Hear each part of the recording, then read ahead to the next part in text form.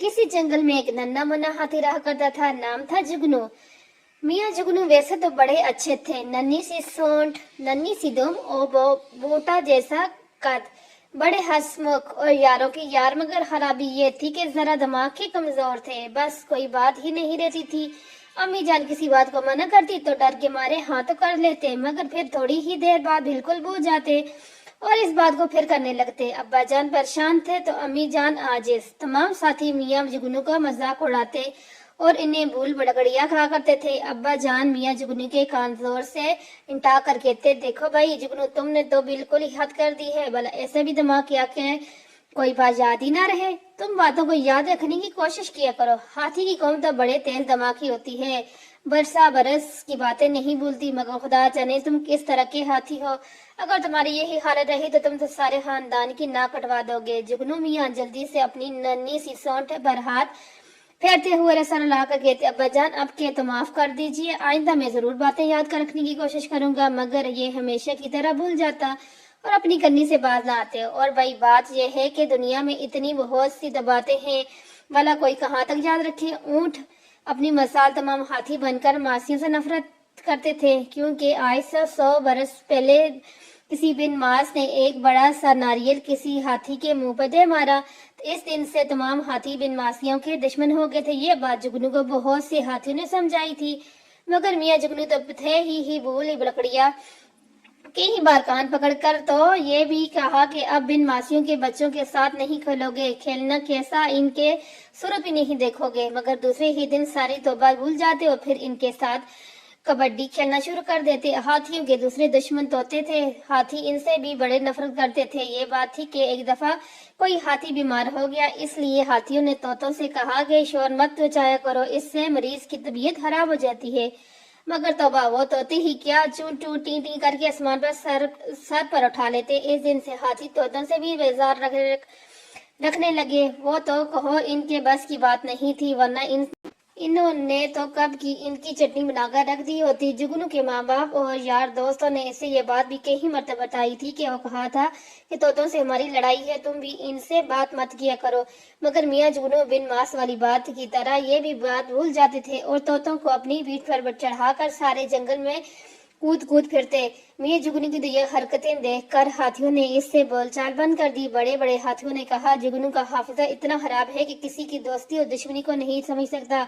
भला ये किसी से दुश्मनी क्या कर सकेगा। तमाम हाथी इनको बेवकूफ कहकर चलाते थे और इस पर बहबातियां कसते, मगर जुगनू को किसी की परवाह नहीं थी। वो तो इतना सीधा साधा और नेक दिल था कि उनके मजाक का बिल्कुल बुरा न मानता था। और फिर इनका हाफजा भी तो कमजोर था। इसे याद नहीं रहता था कि कौन दोस्त है कौन दुश्मन, कौन सी बात अच्छी है कौन सी बुरी।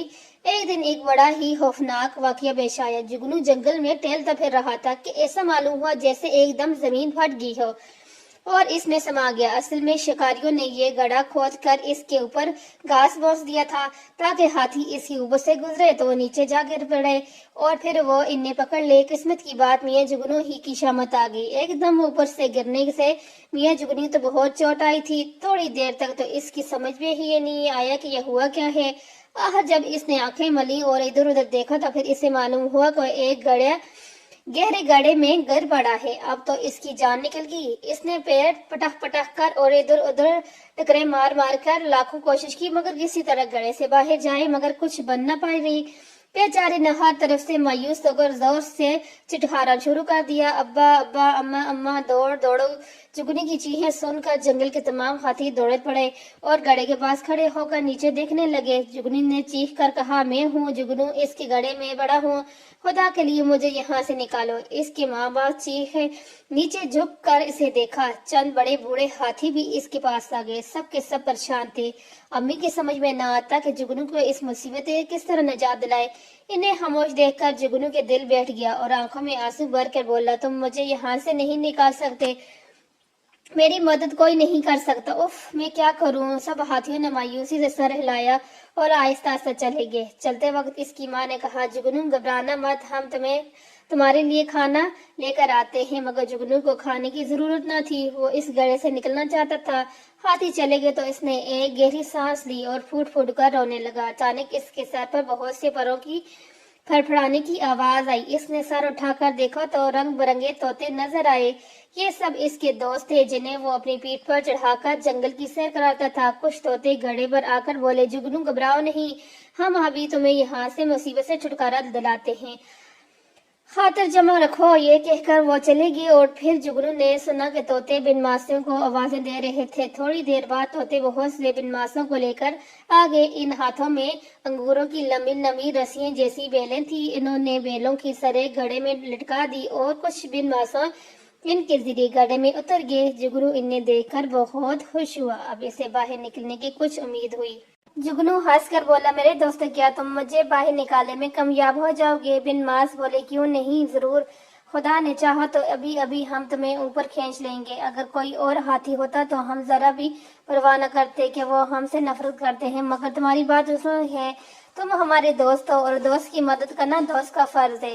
लो अब जरा तुम सीधे खड़े हो जाओ ताकि हम तुम्हें इन रस्सियों से बांध दें। जुगनू खड़ा हो गया और बिन मासों ने इससे रस्सियों से खूब जगड़ दिया। फिर इन तमाम रस्सियों को लेकर घड़े से बाहर चले गए और इन्हें सबको बट कर एक मोटी सी रस्सी बना ली। फिर एक बिन मासूर जोर से बोला, होशियार, खबरदार। सब के सब बिन मासों ने रस्सी को मजबूती से थाम लिया और तन कर खड़े हो गए। इस बिन मास ने बड़ी फिर कहा, खींचो एक साथ। अब सारे बिन मास रस्सी को पूरी ताकत से खींचने लगे। एक जोर के झटके के साथ जुगनू के पैर एकदम जमीन से उठ गए और फिर वो आहिस्ता आहिस्ता ऊपर उठता गया।